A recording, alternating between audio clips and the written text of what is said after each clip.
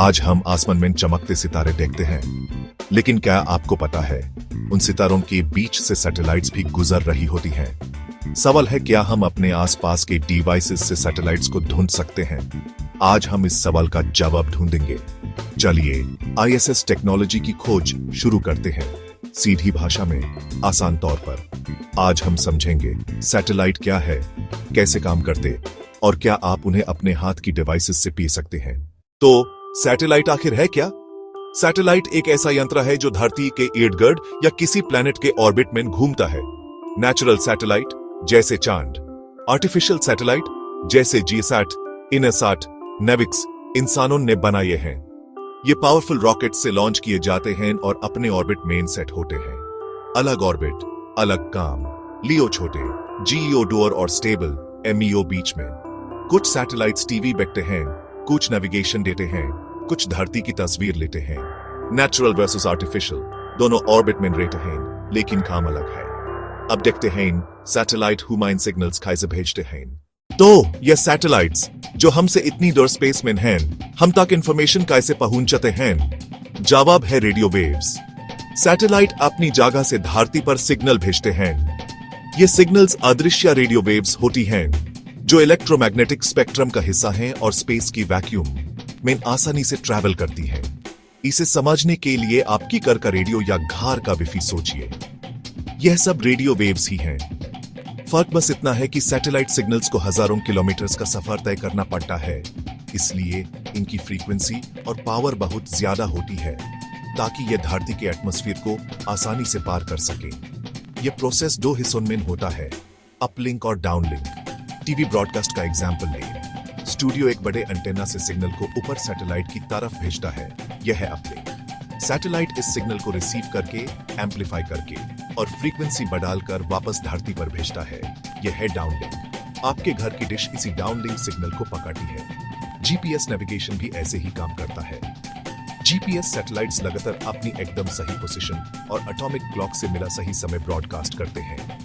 आपका phone in signals को receive करता है। आपकी लोकेशन के लिए कम से कम 4 सैटेलाइट्स चाहिए। 3 सैटेलाइट्स से मिली दूरी से ट्रिलेटरेशन टेक्निक के जरिए आपकी 2D पोजीशन मिल जाती है। चौथा सैटेलाइट टाइम के फर्क को ठीक करके कैलकुलेशन को एकदम सही बनाता है और आपकी अल्टीट्यूड भी बताता है। इन सिग्नल्स में टेक्स्ट मैसेजेस से लेकर HD मूवीज तक हर तरह का डेटा डिजिटल कोड में होता है और ये रोशनी की स्पीड से ट्रैवल करते हैं। फिर भी इतनी लंबी दूरी के कारण एक छोटा सा डिले अलग होता है। इन्हीं सिग्नल से मौसम की भविष्यवाणी, खेती बाड़ी में फसलों की निगरानी और कुदरती आफत के दौरान रेस्क्यू टीम्स को कम्युनिकेशन और एकदम सही मैप्स मिलते हैं, जिससे जानें बचाई जा सकती है। तो हमने देखा कि सैटेलाइट्स कैसे सिग्नल भेजते हैं। अब चलिए उन डिवाइसेस की दुनिया में चलते हैं जो हमारे लिए इन सैटेलाइट्स से कनेक्ट करते हैं। क्या आप जानते हैं कि आसमान में घूमते हजारों सैटेलाइट्स को ट्रैक करने के लिए सबसे पावरफुल टूल शायद आपकी जेब में ही है? जी हां, आपका अपना स्मार्टफोन। यह छोटा सा डिवाइस एक अनोखी खिड़की है जो हमें ऊपर मौजूद इनविजिबल दुनिया से जोड़ती है। हर मॉडर्न स्मार्टफोन के अंदर एक छोटी सी लेकिन बेहद शक्तिशाली जीपीएस चिप लगी होती है। जीपीएस का मतलब है ग्लोबल पोजिशनिंग सिस्टम। यह चिप लगातार ऊपर ऑर्बिट कर रहे नेविगेशन सैटेलाइट्स से आने वाले टाइम सिग्नल्स को सुनती है। कम से कम 4 अलग अलग सैटेलाइट्स से सिग्नल मिलने पर आपका फोन उन सिग्नल्स की टाइम डिफरेंस को कैलकुलेट करके आपकी एग्जैक्ट लोकेशन, स्पीड और ऑल्टीट्यूड बता सकता है, सब कुछ पलक झपकते में। लेकिन बात सिर्फ लोकेशन जाने तक सीमित नहीं है। कुछ खास ऐप्स आपके फोन को एक पर्सनल सैटेलाइट ट्रैकर बना देती है। ये ऐप्स आपको रियल टाइम में दिखाती हैं कि इंटरनेशनल स्पेस स्टेशन ISS कब आपके शहर के ऊपर से गुजरेगा या इलॉन मस्क के स्टारलिंक सैटेलाइट्स की ट्रेन कब दिखेगी। इन ऐप्स को ढूंढना बहुत आसान है। बस अपने फोन के गूगल प्ले स्टोर या एप्पल ऐप स्टोर में जाकर सैटेलाइट फाइंडर, स्काई मैप या जीपीएस टेस्ट सर्च कीजिए। आपको ढेर सारे ऑप्शंस मिल जाएंगे, जिनमें से कई फ्री होते हैं। इनमें से सबसे मजेदार ऐप्स ऑगमेंटेड रियलिटी यानी AR का इस्तेमाल करती हैं। जब आप अपना फोन आसमान की तरफ करते हैं तो ये ऐप आपके कैमरा व्यू की अपर ही सैटेलाइट्स के नाम, उनकी ट्रैजेक्टरी और दूसरी जानकारी दिखा देती है। यह फोन की कंपास और एक्सेलेरोमीटर का इस्तेमाल करके आसमान का एक लिव मैप बना देती है। यह सच में एक जादुई अनुभव है, जैसे आपने आसमां पर एक डिजिटल चश्मा पहन लिया हो। अब बात करते हैं एक ऐसे सैटेलाइट फाइंडर की जो शायद आपने हर रोज देखा होगा, आपके घर की छत पर लगी टीवी डिश। यह सिर्फ एक एंटेना नहीं है, बल्कि एक हाईली फोकस्ड सैटेलाइट डिटेक्टर है। यह डिश एक खास तारा के सैटेलाइट को टारगेट करती है, जिसे जियोस्टेशनरी सैटेलाइट कहते हैं।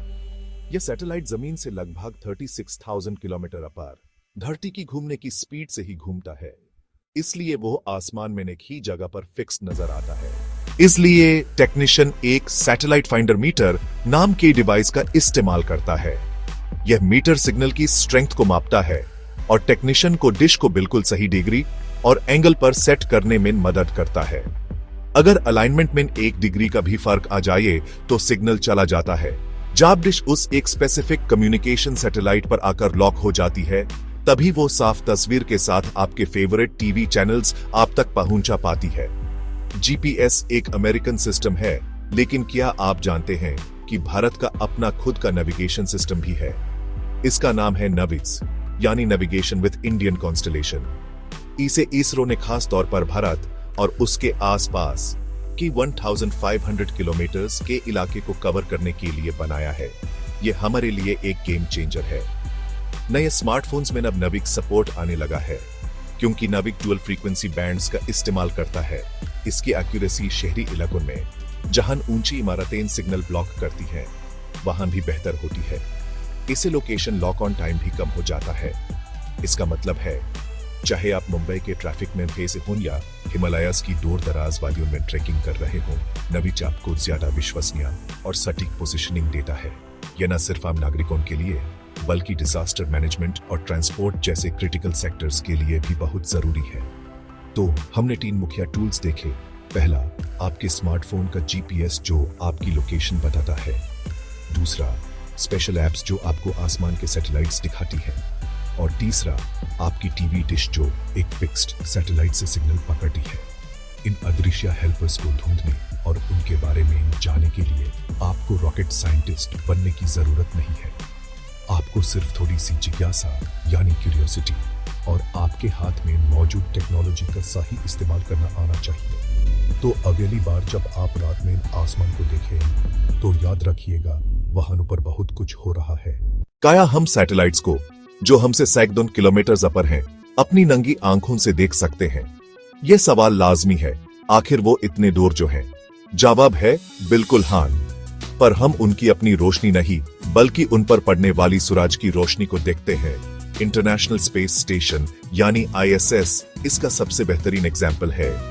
फुटबॉल फील्ड जितना बड़ा होने के कारण ये आसमान में एक बहुत चमकदार चलता हुआ तारा जैसा दिखता है।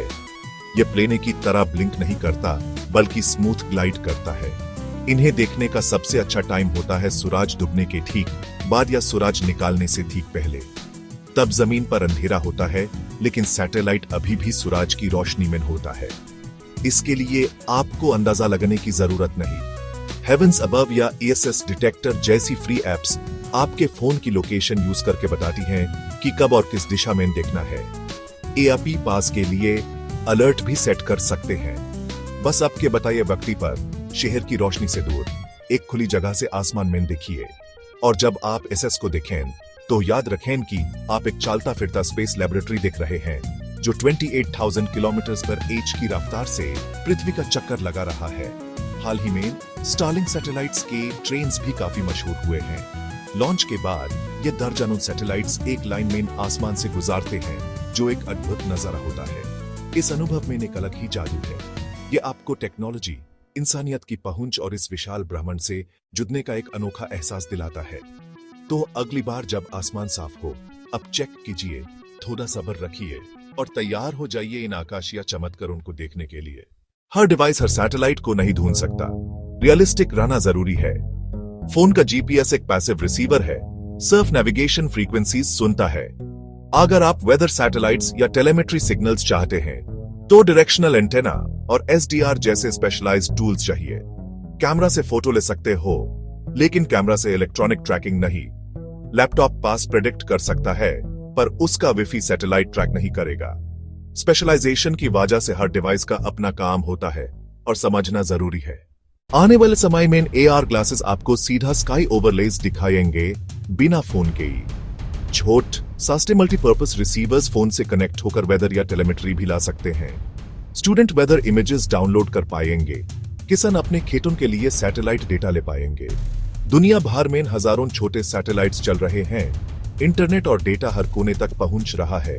ये सब हमारी जिंदगी और काम को आसान और जोड़ा है। एक नए युग की शुरुआत। तो जवाब है हाँ, हम अपने डिवाइसेस से सैटेलाइट्स को ढूंढ सकते हैं। GPS फोन्स, एप्स और एंटेनास ये पॉसिबल बनाते हैं, लेकिन डायरेक्टली देखना मुश्किल है। सिर्फ कुछ स्पेशल सैटेलाइट्स ही नजर आते हैं। ARP भी एक रात आप डाउनलोड करके क्लियर स्काई में जाकर ये सफर को महसूस कर सकते हैं। अगर आपको वीडियो पसंद आए तो लाइक, शेयर और सब्सक्राइब करें। नीचे कमेंट में बताइए कौन सा टॉपिक आप चाहते हैं।